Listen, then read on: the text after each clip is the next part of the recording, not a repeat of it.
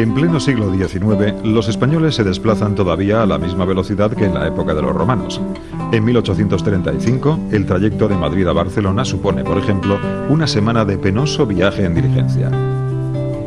Aunque la Ilustración borbónica ha animado en el siglo XVIII el progreso social y económico, va a ser una máquina, el tren, la que va a revolucionar definitivamente el mundo de las comunicaciones en el XIX. Una revolución solo comparable a la invención de la imprenta. Transformará la percepción del mundo, la cultura y la economía. El ferrocarril será testigo y protagonista del convulso siglo XX, escenario de guerras civiles y de dictaduras.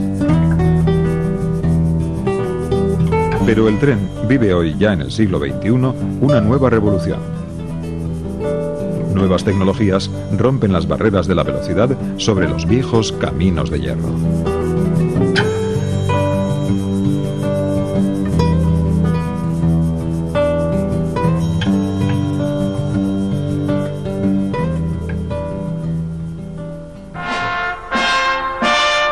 El siglo XVIII, el siglo de las luces, ha asistido a la invención de la máquina de vapor. Gracias al invento de Thomas Newcomen, la humanidad da el mayor paso tecnológico que ha protagonizado desde el Neolítico, la revolución industrial. Y el ferrocarril va a ser el hijo aventajado de esta innovación. En 1802, este hombre, Richard Trevithick, coloca una máquina de vapor sobre unos raíles. Nace así la locomotora, como una atracción de feria. La locomotora de Trevithick, bautizada como Atrápame quien pueda, sorprende a los londinenses con su velocidad. Los primeros ferrocarriles que circulan con aquellos atrevidos viajeros que quieren ir a la temerosa velocidad de 30 kilómetros por hora, sufren y ven reflejadas en la prensa notables críticas diciendo que podría afectar incluso a la propia salud humana. Más tarde, en 1825, George Stephenson pone en marcha la primera línea de ferrocarril del mundo, entre Darlington y Stockton, en Inglaterra. Stephenson vende la patente de su locomotora por toda Europa. Sin embargo, el invento británico aún tardará en llegar a España más de 20 años. Hasta mediados del siglo XIX, la mayor parte de los españoles y sus mercancías se moverán por carreteras tortuosas e inseguras. Hay que tener en cuenta que la orografía española es muy accidentada, prácticamente hay una parte interior, que son las dos mesetas, que están separadas del litoral por diferentes cadenas montañosas que dificultaban mucho el transporte. Tener en cuenta que, por ejemplo, para ir de Madrid a Barcelona se tardaban 5 días, en el sistema anterior al ferrocarril, con el ferrocarril se tardaba 24 horas.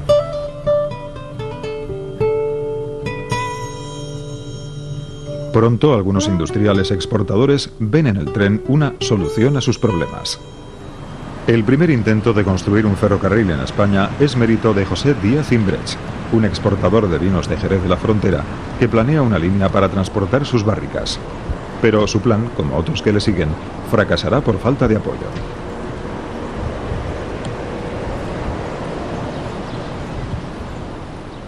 Así que el primer ferrocarril español no se construye en España, sino en Cuba, que en 1837 es todavía española. Con un trayecto de 28 kilómetros entre La Habana y Bejucal, arranca la historia del ferrocarril español. Sí, efectivamente, en 1837 se inauguró el primer ferrocarril español, el primer ferrocarril latinoamericano y creo, si no creo recordar mal, el séptimo o el octavo del mundo. Solo 7 años después de que se inaugurase el primer ferrocarril comercial en Inglaterra.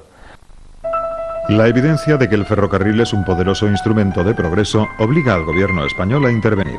En 1844, 3 ingenieros, Juan y José Subercase y Calixto Santa Cruz, elaboran un famoso informe que fija las condiciones en las que se construirá el ferrocarril en España.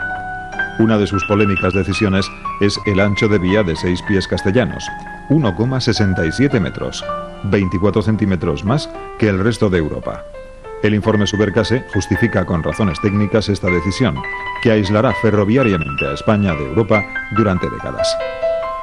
En los primeros momentos en que empiezan a circular locomotoras de vapor por las vías férreas, se asimila directamente la capacidad de la caldera de vapor con la potencia que podía desarrollar. Evidentemente, al tratarse de España, un país muy complicado orográficamente, que necesitaba una mayor potencia en sus locomotoras, se buscaba, por lo tanto, una mayor capacidad en las calderas. Yo creo que el ingeniero Subercaseaux se pasó de listo, porque en aquel momento parece un razonamiento plausible, pero evidentemente era falso y eso nos ha hecho el error ese, ha perjudicado mucho a la economía española. Se decía que no, que la razón de haber hecho el ancho distinto era para evitar invasiones europeas, pero eso es falso. Yo aquí sí que puedo decir que he hecho razonable investigación, he leído los documentos y he visto claramente que eran razones técnicas y no militares las que determinaron el ancho. El informe Subercase establece también que el ferrocarril español es una concesión del Estado a empresas privadas que serán las que tendrán que construirlo. Así, por fin, el 28 de octubre de 1848 se inaugura en Barcelona el primer ferrocarril peninsular. Sus promotores son un conjunto de inversores catalanes encabezados por Miquel Biada. En este caso, Miguel Biada, por ejemplo, pues un indiano, como aquí se llama, presente en la isla de Cuba, pues claro, asiste al nacimiento de lo que es el primer ferrocarril español, que es el de La Habana a Güines, en la isla de Cuba, en la perla del Caribe. Y evidentemente, pues cuando regresa a España viene con idea de trasladar ese novedoso medio de transporte a la península y por lo tanto de desarrollarlo aquí. Y cómo no, entre la capital del Principado y su pueblo natal, que es Mataró, ¿no?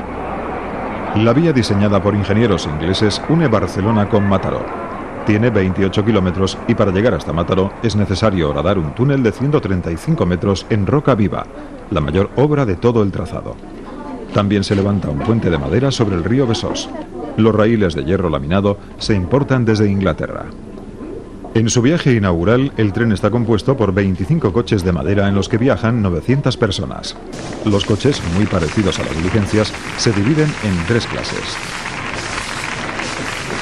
La Mataró, una locomotora británica de 2 cilindros, arrastra 130 toneladas a la asombrosa velocidad de 40 kilómetros por hora. La inauguración, recreada en esta película de 1948, maravilla a los barceloneses de la época. El Diario de Barcelona publica al día siguiente. En muy pocas, tal vez en ninguna ocasión, hemos asistido a un espectáculo tan sorprendente como nuevo, tan grandioso como interesante, y no debemos pasar por alto una observación notable. Cuando el tren recorre el ferrocarril, huyen espantados los caballos, los bueyes, los rebaños que transitan en los caminos y campos vecinos, como para dar testimonio de la debilidad de sus fuerzas ante el humano poderío. Las aves huyen también, pero el dominio aéreo que ellas recorren, el hombre ha probado inútilmente hasta el día atravesarlo con dirección determinada. ¿Quién puede asegurar si multiplicando esfuerzos no lo conseguirá algún día?